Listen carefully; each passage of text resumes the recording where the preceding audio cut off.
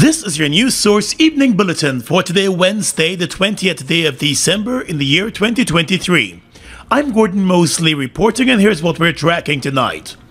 In a majority decision during an extraordinary meeting this morning, the Georgetown City Council approved a 6.5% across-the-board salary increase for its more than 500 workers.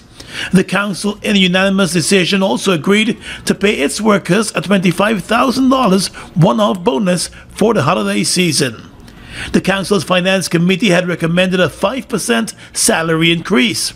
However, the Guyana Labour Union and the Guyana Local Government Officers Union demanded a 6.5% salary increase for the workers, in line with the increase being given to public servants by the government. Many of their members had initiated a sit-in in an attempt to heap pressure on the council. When the issue was put to vote by the city mayor, Alfred Mentor, this morning, 17 of the councillors voted in favor of the 6.5% increase, while just one councillor voted against it. 6.5% proposed by the government and now anointed by this council is carried. I must say congratulations to those boys. And I'm happy that our staff will be properly remunerated in the next period, and that we as a council would have stood tall to be able to deal with those matters. The increase is expected to cost the council about $49.2 million annually. However, while the increase is effective from the 1st of January of this year and would therefore be paid retroactively, the council agreed to have the retroactive payments made incrementally between January and March of next year. Prior to that decision, Councillor Jainirine Singh moved a motion for the increase to be paid retroactively and for workers to receive their retroactive payments this month. Given the figures as provided by the Treasurer, 40 million or something like that. 49 million. 49 million to retroactive. By providing those figures, I assume that we will be making these monies in the next couple of months as taxpayers come in. So I'd like to move a motion that we pay this retroactive, because people, as we wax lyrical, that people need money, this, that, and I agree. So I would like to move a motion that we pay the retroactive from the 1st of January 2023 to our staff and workers. But at what point? No. However, he was faced with a counter-proposal by Councillor Gregory Fraser, who put forward a motion for the retroactive payment to be made incrementally between January and March as per practice. Councillor Fraser secured the support of the majority of the council, including the support of the mayor. In other years, we've always waited until the fourth quarter. This is normal. So by the end of the fourth quarter, we reach again based on our receipts. Treasurer, am I right to say this? Because you've indicated that by the end of March, we will look at where we are on our receipts based on our rates and taxes and other monies, and also the necessary compromises that we'll have with government on a number of matters. We will make. We are proposing at the end of March. We look at that situation based on our receipts, and we'll make the arrangement to pay those portions. And it was agreed that as funds become available, the retroactive payments will be made to various categories of workers, with all payments to be completed by March 31 of 2024. The council also agreed to pay the workers that $25,000 one-off bonus for the holiday season. The payment of that bonus will take place with immediate effect. More news coming up in just a moment. 'Twas the start of GTT Christmas, and all through the land, not a smartphone was silent, all buzzing in hand. The stockings were hung by the modem with care, in hopes that GTT prizes would soon be here. They say top up a grand or activate a data plan, and just find the letters to GTT Xmas in the land. Plus, pay your bills on time, don't be a Grinch, and you could be a winner of the GTT Mega Million. Oh my lord! I just love to shop in this store. My customers, them gonna love all these things. So many different things in one place. Household items, electronics, toys, stationery, confectionery, exercise equipment, shoes and clothes for men, women and children, school things, costume, jewelry, perfume, makeup. Oh, look, the makeup! Giftland Office Max, Guyana's favorite department store.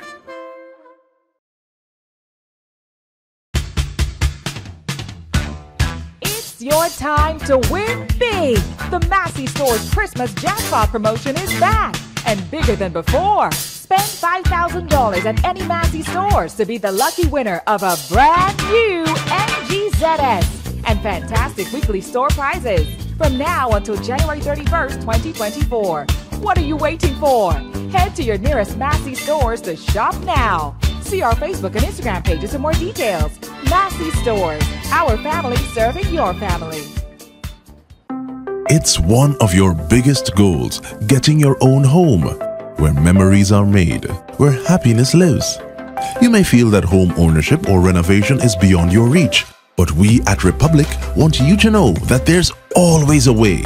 Ask us about our suite of mortgages. Let's help make your housing wishes come true. Or advise on how the equity in your existing home can finance other dreams and goals. Call or go online to learn more. Bust the flavors. We're full of flavors. Bust the flavors, that my crave for. We're full of flavors. Tell your neighbors about the bust the flavors. Grab a bust the flavors. Yeah, thirst buster. Grab a buster. Bust the flavor, taste the savor. Bust the flavors. Bust the flavors. Well, the Guyana Police Force's Traffic Department has announced that with effect from Thursday and up until Christmas Eve Day, traffic along Regent Street will only be allowed to proceed in a western direction, effectively only allowing one-way traffic along the street for the next 3 days. During an online radio interview today, Traffic Chief Senior Superintendent Mahendra Singh explained that the initial plan was to have Regent Street operate as a one-way on Christmas Eve Day alone. However, taking into consideration the early buildup of traffic along the busy shopping roadway, a decision was made to initiate the one-way plan much earlier. Regent Street will be meant for one-way flow of traffic, and that will be westbound flow of traffic as early as tomorrow, as early as Thursday of this very month of December of this very year 2023. And what that will translate to is more free movement of all forms of road users.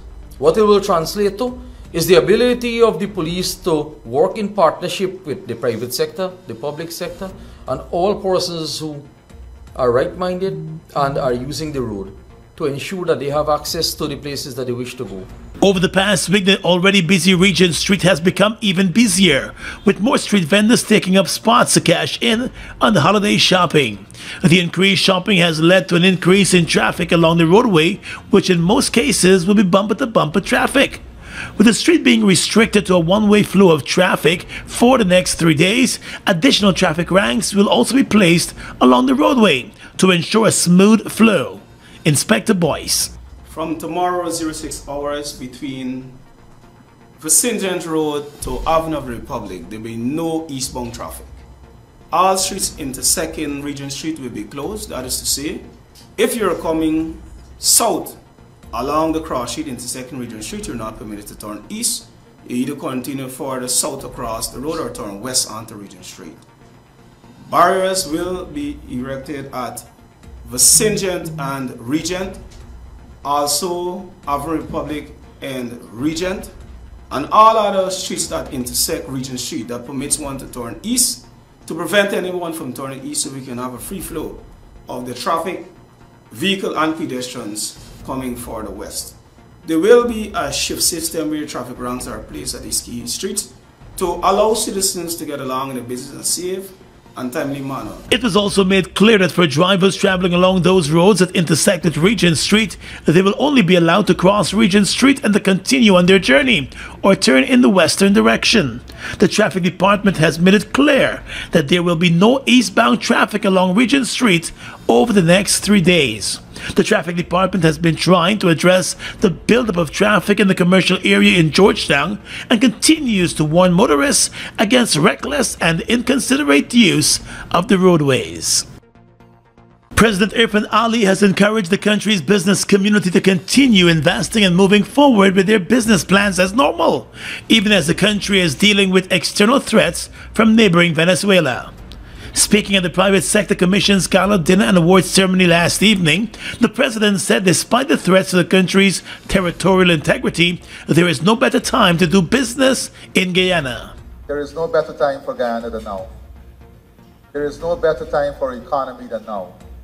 There is no better time for the private sector than now. And you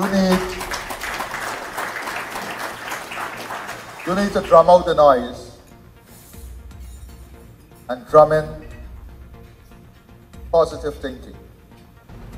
Keep focused on the task ahead, building your companies and contributing to the building of your country.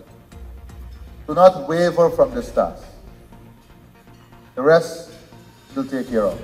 And speaking on the issue of those threats against Guyana's territorial integrity, President Ali said the country has committed itself to a path that leads to peace, one that uses diplomacy as the first line of defense, but also one that is unwavering in the protection of the country's sovereignty. Do not seek conflict with anyone, but make no mistake, we'll do everything it takes to defend what is ours.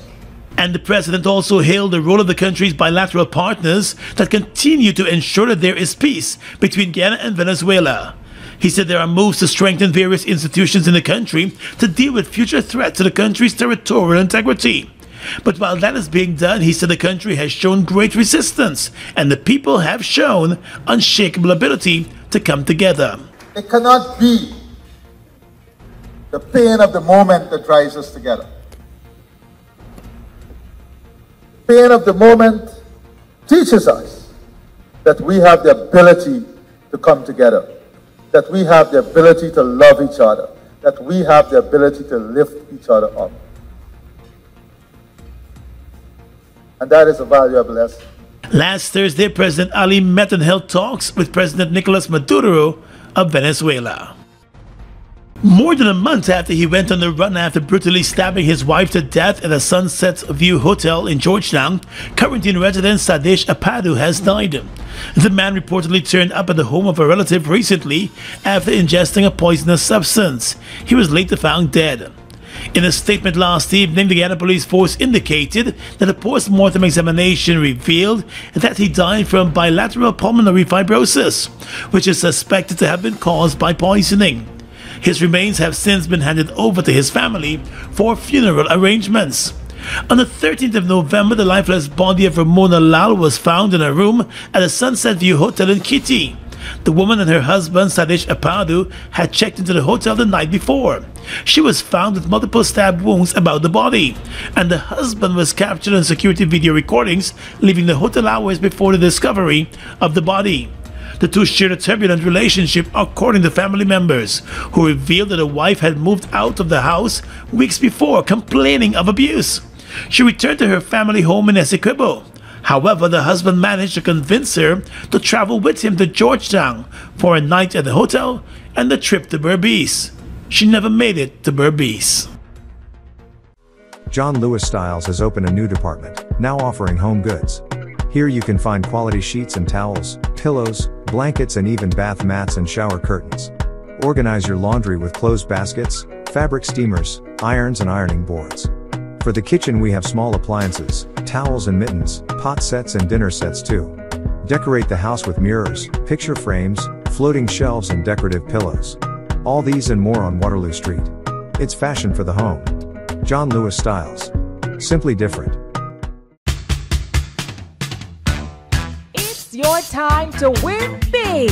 The Massey Store's Christmas jackpot promotion is back and bigger than before. Spend $5,000 at any Massey Stores to be the lucky winner of a brand new MGZS and fantastic weekly store prizes from now until January 31st, 2024. What are you waiting for? Head to your nearest Massey Stores to shop now. See our Facebook and Instagram pages for more details. Massey Stores, our family serving your family. Look at the breathtaking beauty of the Essequibo. From its pristine rivers to its abundant resources, it's a treasure that belongs to Guyana, and we ask Venezuela to respect the rule of international law.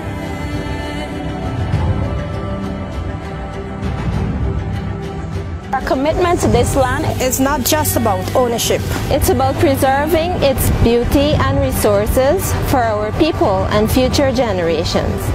The controversy between Guyana and Venezuela was settled internationally as full, perfect and final in 1899. Essequibo belongs to Guyana.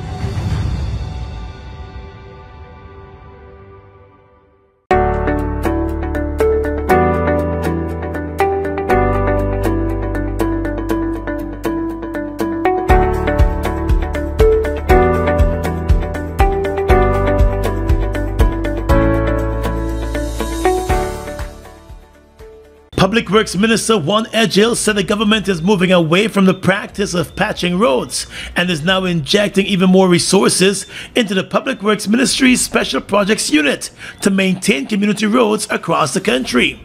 The minister at the time was defending the additional $600 million which was sought and later approved for his ministry at the level of the Committee of Supply. In this year's budget, the National Assembly had approved more than $2.7 billion for the maintenance of roads by the Public Works Ministry.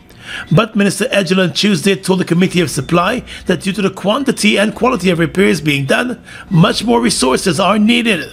When we go in a village that had a bad road, we used to patch the bad section. Now when we carry the special projects unit in an area, we do everything. So when we come out of that village is complete. We did it in Little India, we did it in Little Africa, we did it at number what else in the quarantine, 58. That is our approach. The Works Minister boasted that in recent months, the Special Projects Unit of his ministry executed a number of road repairs.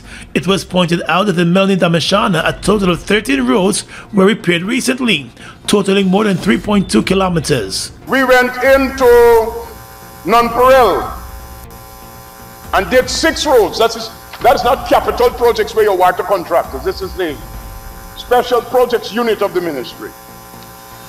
Recently we went into Queenstown, sir. 8 roads, 4.96 kilometers. We went into Albertown, the Special Projects Unit, did 9 roads, 4 kilometers. Went into Kingston, did 3 roads. Went into Camberville, did 2 roads. Went into Fowles, did 17 roads. Went into Enterprise, did 14 roads. It was explained that a part of the funds will also be used to purchase asphalt and to clean the roads. It includes the more than 100 plus small contractors who are engaged monthly to ensure that the roads are properly weeded, drained, the sand that we are picking up, you pass and see the people picking up the sandbags, the oil that is discharged on the road by recklessness and so on is clean to ensure safety on the roadways.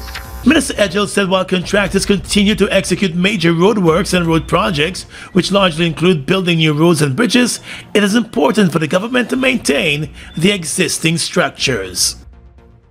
Issuing a full statement announcing that it had requested the firearm of journalist Travis Chase for testing as part of the investigations into the shooting up of his car, the Guyana Police Force has quietly returned the journalist's weapon after the ballistics test found no links between his weapon and the spent shells discovered at the scene of the shooting.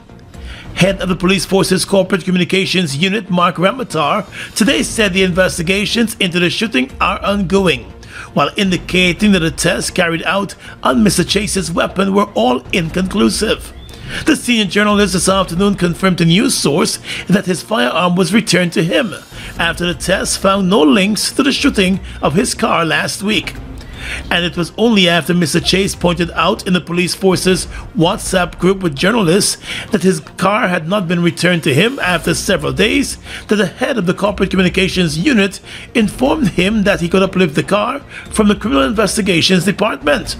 Chase said previous attempts to get back his car were met with statements from the police that the car could only be released when the seniors at CID give the go-ahead for its release.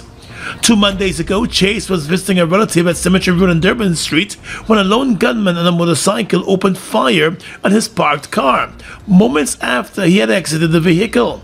The journalist said he believes that he was the target of the shooting and linked it to his reporting of various incidents related to the Guyana police force. He said he became even more suspicious when the police requested his weapon for testing, initially claiming that the spent shells found at the scene had similar markings to the ones the police force had in its possession for his weapon after he purchased it and was issued a license. With the possibility now being blanked, efforts are ongoing to identify the motorcycle riding suspect. The Guyana Police Force announced today that it dispatched one of its police officers to New York recently to serve a summons on US-based Guyanese political activist Rickford Burke for him to appear in court in Guyana on cybercrime and other charges. In a statement, the police force said Assistant Superintendent of Police Rodwell Sarabo was sent to the U.S., where he met with the process server, and together the two served the court documents on Burke at his Brooklyn home. Burke has been wanted by the police for over 2 years on various offenses related to alleged statements made by him against government officials on social media. Questioned today by news source about whether any extradition requests have been filed for Burke since the first wanted bulletin was issued for him more than 2 years ago, the head of the police force's corporate communications unit said he would have to check on that. Charges related to cybercrime offenses were filed against the outspoken political activist in 2021, with fraud conspiracy charges filed against him in 2022. Burke has repeatedly dismissed the charges as a political witch hunt and has accused the police force of taking political directives. In a recent statement, he said he was forced to contact the New York Police Department after 2 unknown men were seen outside his house taking photographs after leaving a document there. The police force stated that the defendant's summons, which were served on Mr. Burke, is for him to appear in court in Guyana in March of next year to answer the various charges filed against him. Burke has been living in the U.S. for more than 2 decades. He said the Guyana police force has no jurisdictional powers in the U.S. to serve him with any Guyana court document.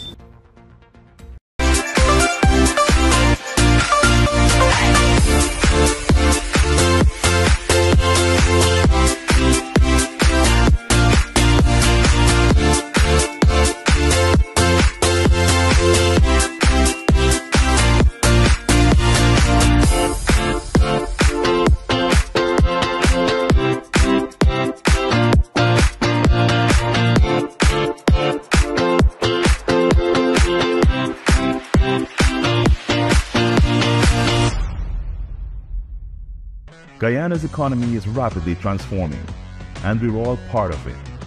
Guyoil is at the forefront of this development by providing reliable and efficient energy and supporting community development from the very core. 100% of Guyoil's profit goes back to building schools, roads, and other important infrastructure that connects our cities and towns, providing fuel to domestic, marine, industrial, and aerial transportation. Guyoil has now repositioned itself as market leader in the petroleum industry, building a better future for all of us. Food Max Supermarket, located on the ground floor at the Giftland Mall, is your one-stop shop for all your grocery needs. We stock a variety of imported frozen meat and food products, fresh produce, and pet supplies, freshly made bread. Rotisserie chicken and patties are also available daily. Shop in comfort today at Food Max and let our courteous staff assist you in satisfying your shopping needs. Food Max, the fresh food specialist. It's one of your biggest goals, getting your own home, where memories are made, where happiness lives.